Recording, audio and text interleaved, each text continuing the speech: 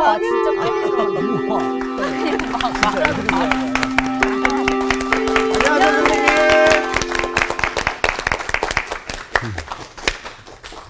잘 지냈죠? 네. 네.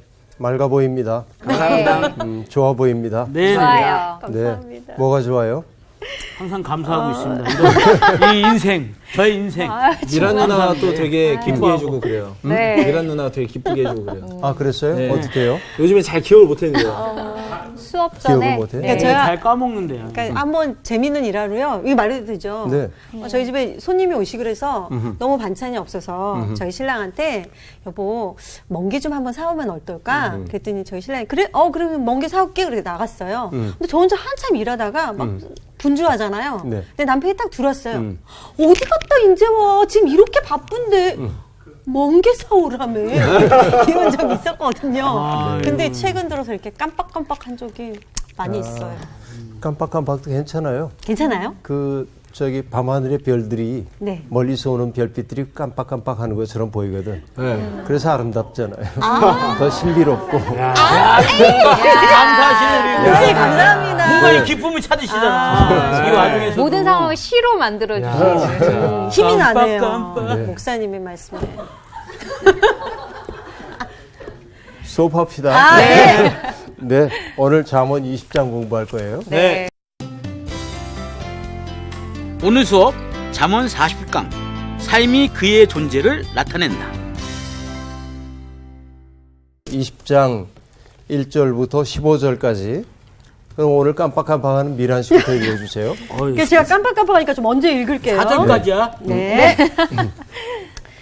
포도주는 거만하게 하는 것이요 독주는 떠들게 하는 것이라.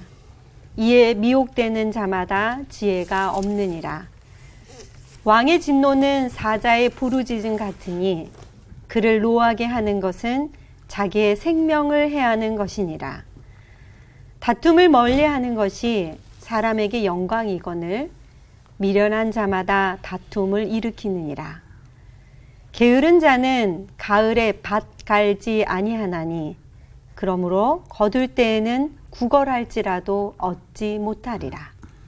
사람의 마음에 있는 모략은 깊은 물 같으니라. 그럴지라도 명철한 사람은 그것을 길어내느니라. 많은 사람이 각기 자기의 인자함을 자랑하나니 충성된 자를 누가 만날 수 있으랴. 온전하게 행하는 자가 의인이라. 그의 후손에게 복이 있느니라. 심판 자리에 앉은 왕은 그의 눈으로 모든 악을 흩어지게 하느니라. 내가 내 마음을 정하게 하였다. 내 죄를 깨끗하게 하였다 할 자가 누구냐. 한결같지 않은 저울추와 한결같지 않은 되는 다 여호와께서 미워하시느니라. 비록 아이라도 자기의 동작으로 자기 품행이 청결한 여부와 정직한 여부를 나타내느니라. 듣는 귀와 보는 눈은 다 여호와께서 지으신 것이니라. 너는 잠자기를 좋아하지 말라. 내가 빈궁하게 될까 두려우니라. 내 눈을 뜨라. 그리하면 양식이 족하리라. 물건을 사는 자가 좋지 못하다 하다가 돌아간 후에는 자랑하느니라. 세상에 금도 있고 진주도 많거니와 지혜로운 입술이 더욱 귀한 보매지라. 네. 고맙습니다. 술 얘기가 나왔네요. 네. 네. 포도주는 거만하게 하는 것, 네. 또 독주는 떠들게 하는 것. 참 간결하지만 맞는 말이에요. 그래서 맞는 말이라고 얘기를 했는데요. 사실 여기에 이제 거만하게 하는 자는 19장 29절에 등장하는 거만한 자와 연결되는 것으로 볼 수 있어요. 네. 그런데 술을 탐닉하는 사람들은 세상에 술을 참 탐닉하는 사람들이 있죠. 그 사람들은 상식이나 이성을 가지고 통제하고 있었던 자기의 감정 이런 것들이 어느 순간 네. 뚝을 넘어서 네. 또 뚝을 터뜨려 가지고 네. 사람들에게 폭발적으로 드러내는 네. 경우가 있는 것 같아요. 네. 맞아요. 어쨌든 포도주는 거만하게 하고 독주는 떠들게 한다. 이것도 재밌네요. 맞아요. 떠든다는 게 뭐죠? 자기 과시 하는 거죠. 떠드는 거는 네. 대개는 여러분 그 사람은 괜찮은 사람이었는데 뭐 술 많이 마시면 남 언제나 가르치려는 태도로 일관하는 사람도 네. 있고 너는 뭐가 어떻고 너는 뭐가 어떻고 이제 다 판단하려는 사람들도 있고 그런 경우가 많이 있는 것 같아요. 네. 그런데 어쨌든 그건 미혹하는 거고 지혜가 없는 거다. 네. 그래서 술이라는 게 뭐 그 인류가 있어온 이후에 술이 계속 있는 거기 때문에 네. 술을 우리가 어떻다 판단하기 좀 어려운데 네. 여러분 그 호메로스가 썼던 오디세이아를 보면 네. 트로이아 전쟁이 끝나고 나서 오디세이아 일행이 부하들과 함께 고향인 이타카를 향해 가는데 온갖 모험들을 이제 하게 돼요. 근데 퀘클롭스라고 하는 그 괴수가 살고 있는 섬에 들어가는데 외눈박이 거인입니다. 그 속에 들어가는데 워낙 이제 거인이니까 다 잡혀요. 네. 그래서 그 외눈박이 거인이 부하들을 오디세우스의 부하들을 하나씩 잡아먹습니다. 네. 오디세우스는 탈출을 해야 되는데 어쩔 방법이 없어. 그러다가 꾀를 내는데 포도주를 만들어가지고 먹이는 거예요. 그게 술 취하게 만드는 거죠. 네. 그리고 술에 취한 퀘클롭스의 눈을 찔러요. 만들어가지고 뭐 이제 뾰족한 걸 만들어서 그러니까 그러고는 이제 양을 키우고 있었는데 퀘클롭스가 그 양의 배에 매달려서 거인이 키우는 양이어서 컸던가 봐. 부하들이 이제 갑니다. 그러니까 퀘클롭스가 굴문 앞에 이렇게 이제 있다가 양을 만져봐요. 나가는 양을. 그러니까 양이거든. 그냥 내보내요. 그게 다 탈출하게 됩니다. 그러고 나서 이제 배를 타고 오디세우스의 부하들이 막 도망가고 있는데 퀘클롭스가 막 소리를 지르는 거예요. 아프고 그러니까. 네. 다른 거인들이 와가지고 누가 그랬냐고. 누가 그랬어? 그러자 퀘클롭스가 이렇게 얘기합니다. 영어로 얘기하면 nobody 그래요. 근데 그건 왜 그러냐면 오디세우스에게 이름을 묻는 자기에게 술을 만들어준 오디세우스를 귀하게 여긴 퀘클롭스가 너 이름이 뭐냐? 알려주면 내가 맨 나중에 잡아먹을게. 그때 오디세우스가 My name is nobody 그래요. 내 이름은 nobody입니다. 그러자 나중에 누가 너한테 그랬어? 그러니까 nobody 그래. 이게 재미나는 장면이 있습니다. 근데 이게 뭐냐면 결국 술 얘기인 거죠. 술 때문에 빚어진 일들은 뭐 수없이 많이 등장하게 되는데 잠언은 단순하게 얘기하고 있습니다. 거만하게 한다, 떠들게 한다. 결국 미혹시킨다, 사람들. 그릇된 길로 인도한다. 거기에는 지혜가 없다 하는 얘기. 다음, 왕의 진노는 사자의 부르짖음 같으니 그를 노하게 하는 것은 자기의 생명을 해하는 것이니라 하고 말합니다. 전에도 얘기했지만 왕이라고 하는 존재는 뭐냐? 자기가 가지고 있는 권한을 가지고 자기의 의지를 누군가에게 강요하고 하는 존재가 아니라 뭘 하는 거죠? 하나님이 그에게 위임해준 권한을 가지고 뭘 하는 거예요? 여러분, 정의와 공평의 세상을 만들어내는 게 왕의 역할입니다. 그렇죠? 여러분, 지진이 일어나면 지진 경험해 본 적이 있으신가요? 네. 무섭죠. 지진을 경험하면 정말 무서운 일이란 말이에요. 맞아요. 그렇죠. 여러분, 제가 아는 소설가는 미국에 이민 갔다가 지진을 경험하고 나서 너무나 큰 공포를 느꼈어요. 그래서 이거 여러분 지진이라고 하는 게 결국 어떤 것이죠? 내가 굳건하다고 생각하고 있었던 터전이 흔들리는 거예요. 그래서 여러분 흔들리는 터전, 내가 굳건하다고 생각했던 터전이 흔들릴 때 내 삶이 속절없이 무너질 수밖에 없는 거거든요. 이건 정말 공포스러운 거죠. 땅이 막 흔들려요. 이런 공포인 거죠. 그런데 이 터전이 흔들리지 않도록 딱 붙잡고 있어야 하는 것이 뭐냐면 하나님이 그에게 위임해준 권한을 가지고 있는 사람들입니다. 그죠? 그것은 그죠. 왕에게는 위임된 권한이에요. 종교적으로 얘기하면 하나님으로부터 위임되었고 또 우리 사회적으로 얘기하면 국민들로부터 위임된 거죠. 국민들을 함부로 하라고 해서 왕이 있는 것이 아니고 지금의 이제 통치자라고 얘기한다면 그들이 해야 하는 일은 뭐냐면 국민들이 안심하고 살 수 있는 바탕을 만들어 달라. 그러니까 흔들리지 않는 터전을 만들어야 하는데 그 터전의 이름은 뭐냐면 공평과 정의란 말이에요.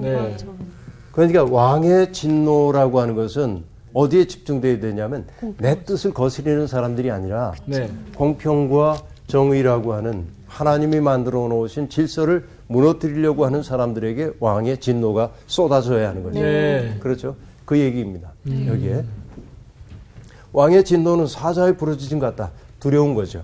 이게 사람들이 두려워요. 네. 그를 노하게 하는 것, 어떤 것이 노하게 하는 거예요? 공의, 공평 무너뜨리는 거예요. 네. 그것은 결국은 자기의 화를, 자기의 생명을 해하는 것이니까 스스로 화를 자초하는 것이라고 말합니다. 그런데 여러분, 이것을 잃어버리고 바로 자신의 존재 이유가 이런 세상 만드는 것임을 잊어버리고 네. 자기의 뜻을 사람들에게 강압적으로 강제하려는 지도자들은 네. 재앙이죠. 그 나라에는. 맞아요. 전 재앙이라고 볼 수 있었어요. 네. 그래서 사사건건 화를 내고 조의를 지옥으로 만드는 통치자들, 이런 사람들은 세상에 오히려 혼란을 가져오는 사람들임을 알 수 있습니다. 네. 그렇죠? 다음 보겠습니다. 다툼을 멀리하는 것이 사람에게 영광이거늘 미련한 자마다 다툼을 일으키느니라 하고 말합니다. 여러분, 다툼은 평화를 무너뜨리는 게 맞죠? 네. 네. 다투면 가정도 그렇고요. 그러나 여러분, 사람은 다투지 않고는 살 수가 없어요. 그렇죠? 싸워야 해요. 네. 제가 결혼하는 젊은이들에게 늘 하는 얘기가 네. 그런 얘기입니다. 부부싸움을 좀 하라고 네. 권고를 해요. 네. 근데 그 부부싸움은 어떤 싸움이냐? 미워하기 때문에 하는 싸움이 아니라 네. 사랑하면서의 싸움이어야 합니다. 이걸 야스퍼스라는 철학자가 리벤데 캄프라고 말하는데 사랑하면서의 싸움입니다. 독일 말로. 네. 사랑하면서의 싸움. 근데 사랑하면서의 싸움이라고 하는 것은 뭘까요? 나의 파트너가 마땅히 인간적인 삶을 살기 위해 해야 하는 일에서 벗어나서 네. 엉뚱한 길로 갈 때 그것을 그냥 용납하면 안 되고 네. 덮는 배필로 짝지워준 사람들은 뭘 해야 되냐면 저항해야 합니다. 네. 그건 아니잖아요. 그렇게 되면 안 되지. 네. 서로 영혼의 숫돌이 되어줘야 돼요. 그것은 불편할 수도 있습니다. 하지만 결국 그것이 우리의 생명을 풍요롭게 만듭니다. 네. 그러니까 미워하면서의 싸움 말고 사랑하면서의 싸움을 많이 할수록 좋은 관계가 되는 거예요. 네. 네. 그렇죠? 갈등 없는 것이 최고는 아닙니다. 때때로 갈등이 우리 사회를 건강하게 만들기도 네. 하는 겁니다. 그렇죠? 네. 왜냐하면 내가 기득권을 누리고 있는 사람은 내가 누리는 게 당연한 줄 알아요. 그런데 그렇지 못한 사람의 고통스러운 처지를 전혀 헤아리지 못합니다. 그렇죠. 근데 고통스러운 사람이 왜 너만 누려? 하고 말하면 불편하죠. 네. 그러나 그의 존재를 알기 시작하면서 그렇죠. 사회를 조금 좋은 방향으로 가져갈 수 있죠. 네. 좋은 의미의 갈등은 필요해요. 네. 근데 여러분, 아테네 사람들처럼 그 자기들에 대한 자부심이 있는 사람이 없어요. 고대 아테네 네. 얘기하는 겁니다. 그들은 어떤 공적 사안이 있을 때, 공적인 사안이 있을 때 거기에 서로 반대된 입장을 가지고 있는 사람들이 이 회의석상에 나와가지고 서로 이 얘기를 합니다. 네. 내 입장은 이거야. 난 이렇게 주장해. 그래서 자기의 말, 로고스라고 얘기하죠. 네. 자기의 말을 다 얘기합니다. 반대쪽도 자기의 로고스를 가지고 얘기를 해요. 근데 그리스의 비극 작품이나 이런 데서 흥미로운 것은 사람들만 여기에 들어오지 않고 신들까지도 참여합니다. 신들이 참여. 그리고 비극에서는 여러분 코러스라고, 코러스. 지금 우리가 이제 노래 부르는 사람들이 네. 코러스죠. 항상 비극 작품을 어떤 새로운 자리로 이동시키기 위해서 코러스들이 동참해요. 그들도 여기에 이렇게 들어와서 얘기를 합니다. 네. 이걸 뭐라고 하냐면 안티로기아라고 얘기하는데 안티는 반대를 뜻하죠. 네. 네. 로기아는 로고스의 복수예요. 그러니까 이 변론의 자리, 서로 반대되는 로고스들이 부딪혀가지고 결국은 뭘 만들어내는 거냐면 진리를 만들어내요. 근데 여기에서는요, 신들의 뜻이 사람들에게 부과되지 않습니다. 네. 신들도 당신들의 로고스를 가지고 동참할 뿐이에요. 여기에. 그래서 판단은 누가 하냐면 그것을 보고 있었던 시민들이 합니다. 이것이 여러분 그리스의 민주정이에요. 네. 그러니까 여러분 이게 그리스는 상당히 흥미로운 대목이 네. 고대 그리스 지금 얘기하는 겁니다. 그러니까 그들은 갈등을 두려워하지 않았어요. 그렇죠. 갈등을 통해서 더 나은 세상 만들 수 있다고 생각하기 때문에 그랬던 것이죠. 그러나 여러분 여기 지금 잠언은 얘기합니다. 저런 건강한 갈등 말고 사사건건 시비 걸고 반대를 위한 반대하고 이것이 다툼이죠. 네. 이것은 결국은 불화를 만들어 낸다 하는 얘기입니다. 미련한 자마다 다툼을 일으키느니라 하고 말합니다. 그 다음에 4절 게으른 자는 가을에 밭 갈지 아니하나니 그러므로 거둘 때에는 구걸할지라도 얻지 못하리라. 네. 게으른 자는 누구냐면 때를 분별하지 못하는 자가 게으른 자입니다. 네. 그렇죠. 여러분 얘기했죠. 자기 인생의 때가 언제인지를 알아차리고 네. 살아야 하는 거죠. 전도서에서 제가 참 좋아하는 말이 뭐냐면 하나님은 모든 때를 아름답게 만드셨대요. 그래서 여러분 저는 여러분들이 이해할는지 안 할는지 모르겠지만 네. 사람들은 다 젊어지기를 원하잖아요. 네. 주름살 없는 팽팽한 피부, 그 머리카락도 검게 이렇게 다 젊게 보여야 한다고 그러는데 저는 뭐 그것도 일리가 있다고 보긴 합니다만 저는 주름살 생기는 것도 참 좋고 네. 머리 휘어지는 것도 좋고 네. 머리 빠지는 것만 싫은데 힘을 쓰신 거야. 네. 그런데 내게 주어져 있는 인생의 때 네. 그러니까 나한테 주어져 있는 인생의 때는 다시는 내가 경험할 수 없는 인생의 때거든. 네. 맞습니다. 이게 젊은 날은 젊은 날로서 아름답고 네. 나이가 든 그때는 그때로서 아름다운 거지. 내 때의 아름다움을 누릴 수 있는 삶이 진짜 아름다운 삶이에요. 네. 근데 나이가 젊었을 때 나도 나이가 저만큼 많았으면 내가 자유로울 텐데 늘 부러워하고 나이가 들어서는 젊은이 부러워하고 네. 그러니까 한 번도 자기 인생을 살지 못하는 네. 일이 많이 있죠. 네. 근데 여러분 그것이 게으름이야. 이게 그냥 저기 소파 위에서 빈둥거리는 것만이 게으름이 아니라 네. 그렇죠. 자기의 때를 분별하지 못하고 자기의 때에 맞게 살지 못하는 게 게으름이에요. 그렇게 볼 수 있습니다. 네. 여하튼 여러분 가을에 밭 간다는 얘기는 뭐냐면 팔레스타인의 가을은 추수의 계절이 아닙니다. 그때 이른 비가 내리면서 씨를 뿌리는 때거든요. 네. 그러니까 우리하고는 좀 반대죠. 반대는. 그러니까 계절은 그렇게 보시면 되겠습니다. 뿌린 것이 없으면 거두는 거 당연히 없겠죠. 네. 그 얘기고요. 다음 5절 사람의 마음에 있는 모략은 깊은 물 같으니라. 그럴지라도 명철한 사람은 그것을 길어내느니라. 새 번역은 이걸 이렇게 번역했네요.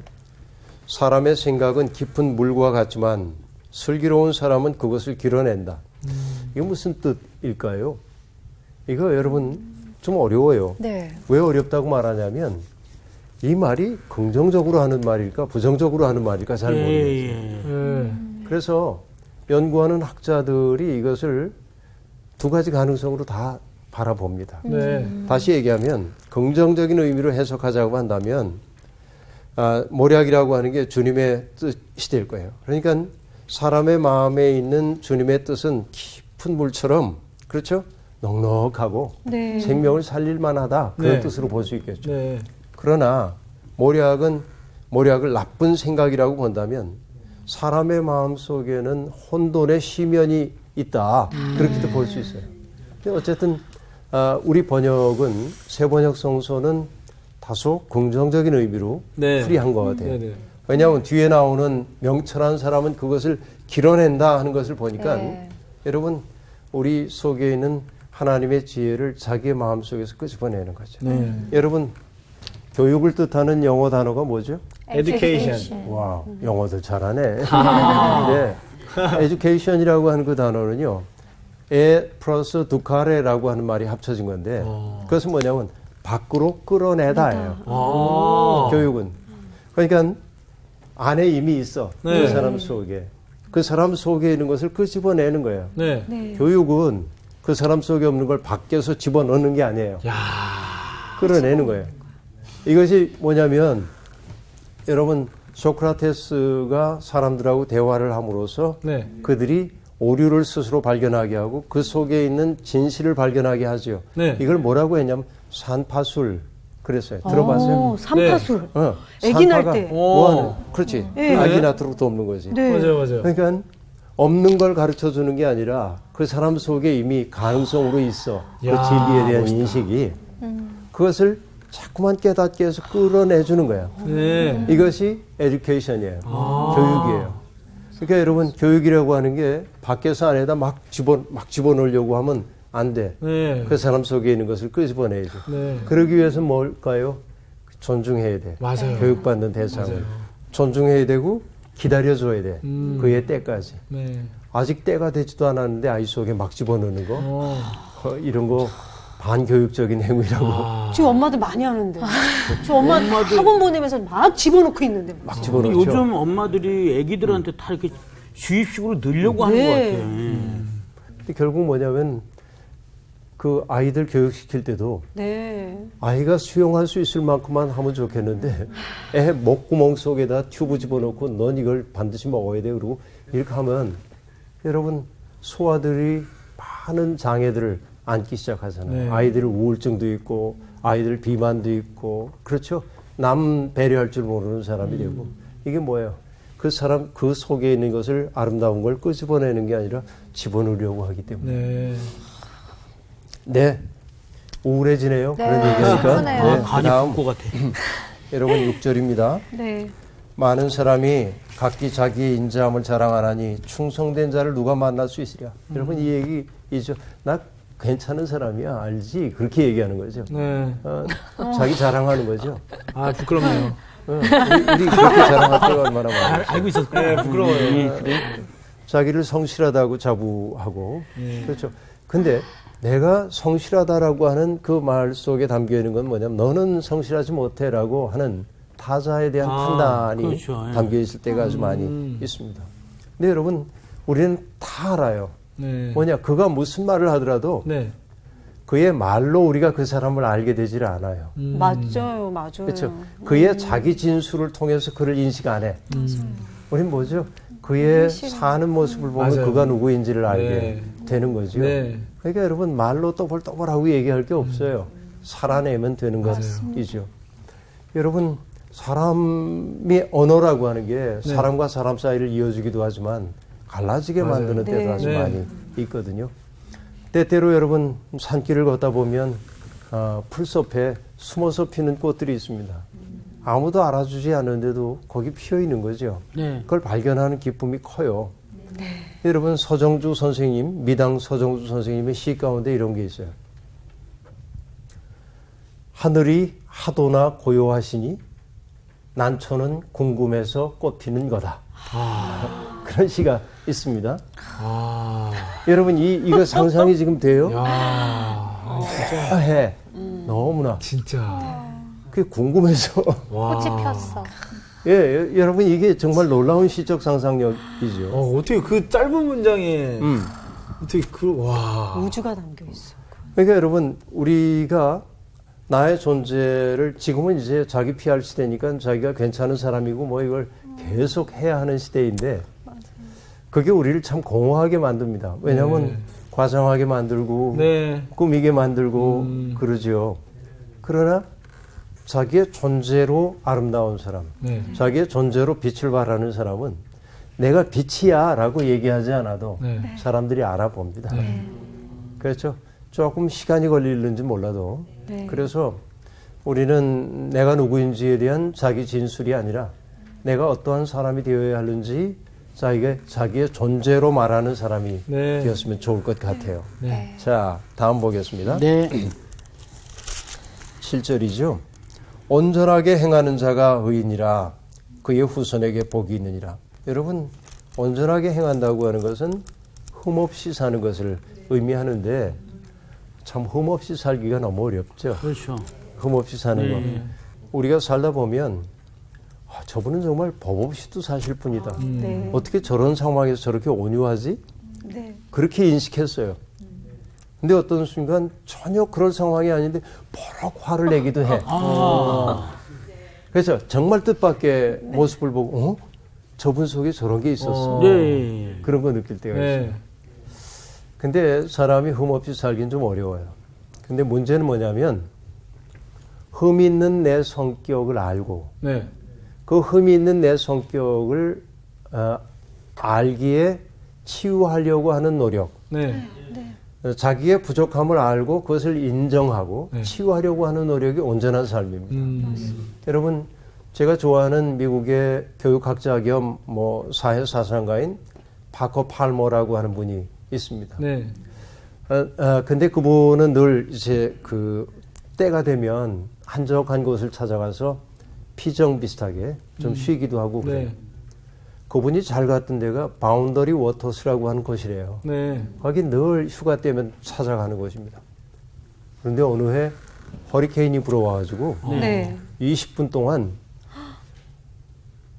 2천만 그루의 나무를 쓰러뜨렸어요.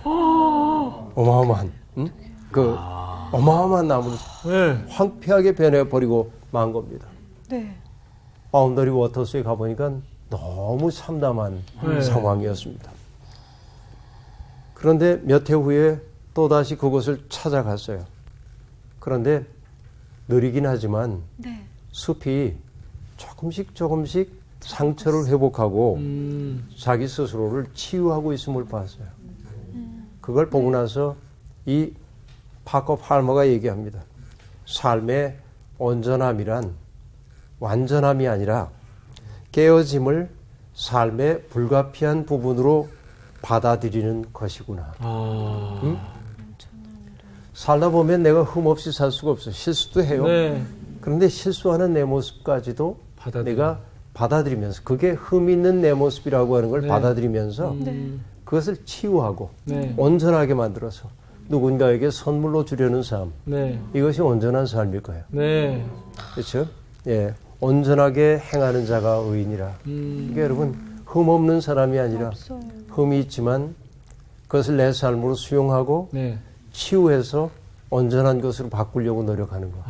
그 삶이 아름답고 네. 그렇게 사는 사람의 후손에게 복이 있답니다. 다음, 심판 자리에 앉은 왕은 그의 눈으로 모든 악을 흩어지게 하느니라. 내가 내 마음을 정하게 하였다. 내 죄를 깨끗하게 하였다 할 자가 누구냐 하고 말합니다. 왕은 앞에서 얘기한 저런 역할을 해야 하는 사람입니다. 그죠? 네. 그러니까 왕의 눈이 밝다고 하는 건 뭐죠? 분별력이 네. 있어야 해요. 네. 네. 분별한다라고 하는 거, 분별. 구별할 수 있는 능력인 것이죠. 여러분, 그래요. 그런데 그 왕이 모든 악을 흩어지게 한대요. 네. 있음 그 자체로. 이게 참 재미나는 얘기입니다. 네. 여러분, 시내산 아래에 보면은 캐더린 수도원이라고 하는 수도원이 있습니다. 네. 네. 그 수도원에 가면 이콘, 그러니까 비잔틴 시대에 만들어진 이콘, 그 성화죠, 일종의 네. 성화가 있는데 네. 그 가운데 예수님의 모습을 담은 이콘이 하나 있습니다. 네. 근데 그 이콘을 보면 예수님의 눈이 비정상적으로 커요. 얼굴에 비례가 안 맞게. 크게. 왜 그러지? 그건 잘못 그려서 그런 게 아니고 네. 일부러. 두 가지 의미를 가지고 있어요. 하나는 주님이 지켜보고 계시다 하는 것이죠. 지켜본다는 말은 뭐죠? 잘못하면 안 돼. 네. 그런 뜻이에요. 그러나 지켜본다고 하는 말에 또 다른 의미가 있어요. 그건 뭐죠? 내가 너를 눈동자와 같이 바라보면서 보호해주는 네. 그 두 가지의 의미를 다 가지고 있는 것이죠. 그래서 그 비잔틴 시대 초기에 이콘들을 보면 예수님의 눈이 크게 등장합니다. 초월적인 눈인 것이죠. 엄청 커요. 엄청 크네. 눈 아파요? 지켜보고 있는 겁니다. 그래? 좋겠다. 그렇게 눈 커서. 보호해줄게. 저는 아무리 해도 그렇게 안 돼요. 네. 뭐 그래도 작은 눈으로 잘 보면 되지. 능력 있게. 예리하게. 네. 예리하게 봐야지. 그래서 여러분 그 왕이 심판 자리에 앉은 왕이 그의 눈으로 악을 흩어지게 만든다고 말하는데 여러분 왕만이 아닙니다. 있음 그 자체로 주의를 정화하는 사람들도 있습니다. 네. 그렇죠. 나는 하나님 앞에 기도해요. 어떤 기도냐면 하나님 제가 사람들과 만날 때 네. 사람들이 저 때문에 삶을 순수하게 바라볼 수 있게 해주시고 사람들이 나의 눈빛과 만나서 세상은 살만하다고 느끼게 해달라고 그리고 악한 생각을 품고 있던 사람의 마음이 녹아서 네. 선한 생각으로 바뀌게 해달라고 이제 그렇게 기도해요.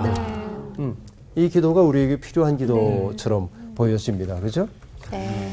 그래서 여기 얘기하고 있어요. 이 세상에 어떤 누구도 스스로 깨끗하다. 네. 나는 뭐 흠이 없다. 응? 내 마음을 정하게 하였다. 이렇게 말하는 사람은, 그렇게 스스로 말하는 사람은 우리가 믿기 좀 어려워요. 여러분, 우리의 마음이라는 거 끝없이 때 같아요. 네. 마치 뭐하고 같으냐면, 네. 여러분, 여기에 지금 우리들이 있으니까 또 여러분들이 이제 닦기도 하고 그러니까 괜찮죠. 그러나 이거 한참 놔두면 먼지가 쌓이잖아요. 그렇죠. 네. 먼지가 뽀얗게 쌓이죠. 우리의 마음도 자꾸만 닦아내지 않으면 네. 먼지가 쌓여요. 불투명하게 돼. 네. 근데 여러분, 여기에 있는 이 그 더러운 것들은 걸레로 닦아낼 수 있지만 네. 우리 마음속에 쌓여 있는 더러운 것들은 뭐로 씻는 줄 아세요? 말씀으로. 눈물로밖에 씻겨지는 법이 없어요. 자기의 잘못됨, 자기의 그 부족함, 이런 것들 씻어내고 누군가 고통받는 사람들에 대한 연민의 마음이 나로 하여금 눈물 흘리게 만들 때 그 눈물 한 방울이 우리의 마음을 깨끗하게 정화하는 거예요. 그러니까 여러분, 내가 내 마음 정하게 했어, 내 마음 깨끗해, 이렇게 주장하는 사람은 믿기 어려워요. 그 얘기이죠. 네. 여러분, 눈물이 아니고는 씻어지는 법이 없어요. 네. 내 마음속에 있는 더러운 것들. 그러니까 여러분, 나는 어떤 경우에도 눈물 안 흘려, 이렇게 얘기하는 사람은 대단한 분입니다. 반전 있네요. 네. 다음 10절 볼게요. 네. 한결같지 않은 저울추와 한결같지 않은 되는 네. 다 여호와께서 미워하시느니라. 여러분, 전부터 제가 얘기했지만 네. 경건함 혹은 진실한 믿음이라고 하는 것은 일상의 삶, 우리들에게 주어져 있는 아주 일상의 삶, 네. 이 속에서 표현될 수밖에 없습니다. 네. 그래서 여러분, 유교에서도 근사록이라고 하는 책이 있는데, 그 근사록이라고 하는 것도 결국 뭐냐면 내게 주어져 있는 아주 비근한 일상 속에서 우리가 어떻게 살아야 하느냐. 네. 진리를 추구하는 사람들이. 그러니까 여러분, 교회 생활 따로, 사회 생활 따로, 뭐 가정 생활 따로, 이거는 완전히 존재가 분리된 거라고 볼 수 있어요. 네. 그래서 어떤 사람의 경건함은 뭘 통해 나타나냐면 일상을 사는 모습을 보면 알 수 있는데, 네. 세상에서 우리가 살아가면서 도량형, 그러니까 여러분 저울론 이런 거, 이것이 임의로 편의주의적으로 자꾸 바뀌면 안 된다는 거예요. 네. 하나님은 이런 거 미워한다는 겁니다. 저울추를 속이고 도량형 속이고 이런 거. 그러니까 여러분, 도량형 속여가지고서는 사람들한테 돈 많이 벌어서 교회에 갖다 바치면 경건한 줄 알지만 그거 아니에요. 네. 정직하게 가야 된다는 거죠. 이게 이제 이 말 속의 핵심이라고 볼 수 있습니다. 그렇죠? 그 다음, 비록 아이라도 자기의 동작으로 자기 품행이 청결한 여부와 정직한 여부를 나타내느니라. 여러분, 사람 때문 행위를 통해 드러나게 돼 있거든요. 네. 여러분, 나의 그 몸가짐 보면 그 사람의 마음 상태가 어떤지 알거든요. 신발을 벗어놓은 모양 보면 그 네. 가정이 어떤지 알 수 있단 말이죠. 네. 여러분, 저도 어디 가보면 이제 슬리퍼를 신게 되어 있는 데가 있어요. 그럼 슬리퍼를 신고 한 바퀴 돌고 나서 어떤 사람은 벗어놓은 채 그냥 가버리는 사람도 네. 있고, 어떤 사람은 반드시 그것을 정리해서 올려놓는 사람도 네. 있습니다. 그렇죠? 네. 그러면 여러분, 그 사람의 마음과 그냥 놓고 가버리는 사람의 마음은 다른 거예요. 네. 그렇죠. 그래서 여러분, 율곡 선생님이 젊은이들을 가르치기 위해 쓰셨던 책 가운데 경몽요결이라는 책이 있어요. 네. 처음 들어봐요? 처음 들어봐요. 네. 이거 뭐냐면 경몽요결이라고 하는 것은 목매함을 타격하는 거야. 경몽이라고 하는 거야. 인간이 가지고 있는 목매함을 타격하는. 쳐서 깨뜨리는 요체가 있다는 거지. 어. 그러면서 그 중에 뭐 구사, 또 구용 그런 것들이 있는데 네. 다 소개할 수는 없고 9가지의 몸가짐을 얘기를 해. 예컨대 이제 어떤 것들을 얘기하냐면 네. 이렇게 얘기합니다. 발은 무게 있게. 네. 그래서 이걸 뭐라고 얘기하냐면 족, 용, 중. 네. 발은 무게 있어야 돼. 네. 손은 어떻게 얘기하면 공손하게. 네. 날뛰지 말고 네. 공손하게. 네. 수용 공입니다. 그것은. 네. 그 다음에 뭐냐면 눈은 단정하게. 목용 단 그렇게 눈 다 하고 이렇게 하지 말고 지금 다 걸렸어요. 저는 지금. 다 걸렸어요. 다 걸렸어? 그다음에 뭐냐면 두용직 그런 게 있는데 네. 머리는 곧게 머리는 곧게 이렇게 얘기해. 그다음에 이병덕하고 얘기하는데 서 있는 것은 어디 기대거나 삐뚤음하게 짝다리로 서 있지 말고 곧게. 이것이 뭐냐면 공부하는 사람들의 태도라는 거예요. 뭐냐면 그런 모습을 가지고 있을 때 공부가 바로 된다는 겁니다. 그러니까 여러분 우리는 뭐 무슨 자세를 쓰든지 공부하면 그렇죠. 이거 뭐냐면은 실용적 지식은 얻을 수 있을는지 모르겠어요. 마음 공부하는 데는 그게 도움이 안 돼요. 그러니까 이 자세가 굉장히 중요해요. 네. 그래서 여기 얘기하는 거예요. 아이라도 자기의 동작으로 자기 품행이 청결한 여부와 정직한 여부를 나타낸다 하고 말합니다. 다음 볼게요. 네. 듣는 귀와 보는 눈은 다 여호와께서 지으신 것이니라.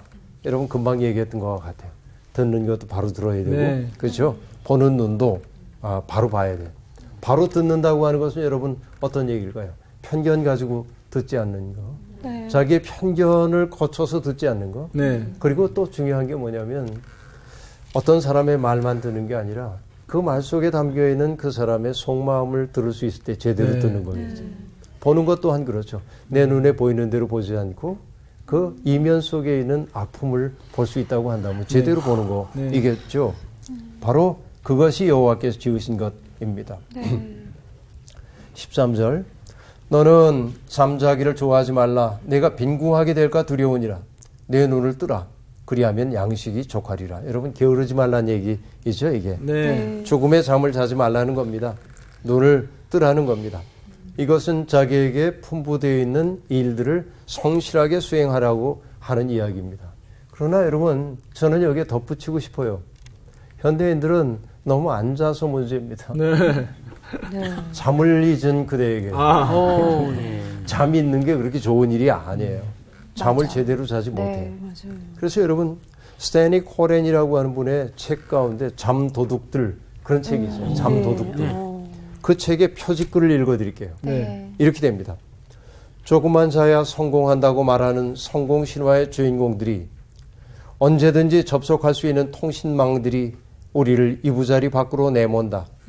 아침마다 밤잠을 빼앗긴 사람들이 핏발선 눈을 비비며 커피를 들이킨다. 졸린 사람들이 도처에서 실수를 저지르고 그 실수는 때로 엄청난 손실을 부르는 대형 사고로 이어진다. 그러면서 여러분 이게 정말 그래요. 네. 그렇죠. 뭐 체르노빌 원전 사고도 그렇고 네. 스리썸마일 그 원전 사고도 전부 잠 못 자서 발생한 사건들이란 말이에요. 이게 그래서 잠을 조금만 덜 자도 멍청해지고 기운이 빠지고 그 다음에 잠을 못 자면 어떤 일이 생기냐면 화를 잘 내요. 맞아요.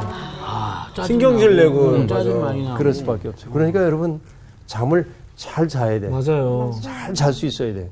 그러니까 잠자기를 좋아하지 말아라. 이 얘기는 그 꿀잠을 자지 말라는 얘기가 아니고 네.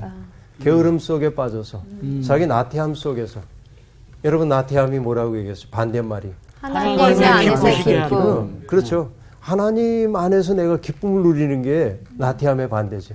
그걸 하지 않는 그 잠, 죽음의 잠. 그 잠을 좋아하지 말아라. 결국 그렇게 되면 네가 어려움을 겪을 거다. 빈공하게 될 것이다 하는 얘기이죠. 다음 보겠습니다. 물건을 사는 자가 좋지 못하다 하다가 돌아간 후에는 자랑하느니라. 이거 너무 웃겨.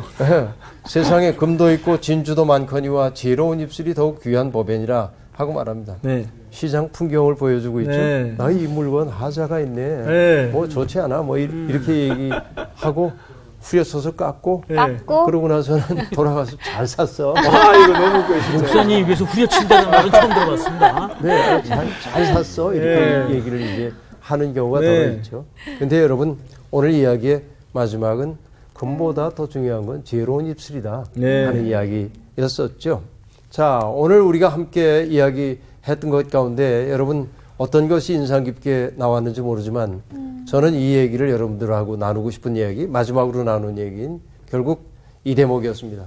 다툼을 멀리하는 게 사람에게 영광이거늘 미련한 자마다 다툼을 일으킨다 하는 이 말 속에서 네. 여러분 평화를 만드는 사람이 될 것인지 불화를 만드는 사람이 될 것인지 네. 그렇죠. 결국은 내 말을 가지고 내가 하는 말이 내가 사는 세상을 만들어내. 맞아요. 그렇죠. 네. 내가 불화를 만들어낸 말을 하면 난 불화가 가득 찬 세상에 살 거고 네.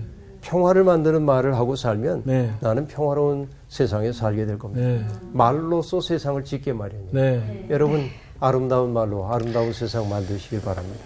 네, 수업 마칠게요. 네, 감사합니다. 감사합니다.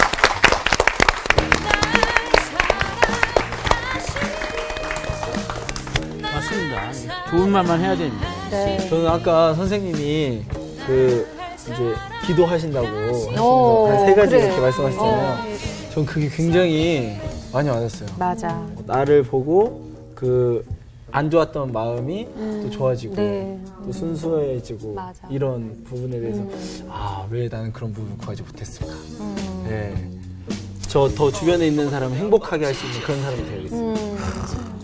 이미 그러십니다. 감사합니다. 네. 그러니까 우리 삶이 어떤 믿음의 그런 것들이 어떤 일상의 삶을 통해서 나타난다고 아까 하시면서 내가 도량형처럼 네. 이랬다 저랬다 하는 어떤 내 삶이 아니라 여기 아까 성경 말씀처럼 한결같은 삶 말씀에 따라서 한결같이 쫓아가는 어떤 내 삶인가라는 생각을 좀 했어요. 네. 항상 그 좀 예수님 좀 닮아가는 삶을 좀 해야 될 것 같아요. 네. 눈을 크게 뜨고 그 사람을 보호할 줄 알아요. 응? 크게 떠야 됩니다. 크게. 응? 네, 눈을 크게 크게 뜨겠습니다. 떠요. 더 크게 네. 떠요. 더. 네. 어우, 눈 아파. 그럼 또 저희가 다짐한 대로 네. 또 살러 세상으로 가야죠. 네. 자, 가시죠. 일상의 삶에서 네. 눈 크게 뜨고. 눈 크게 뜨고 이렇게.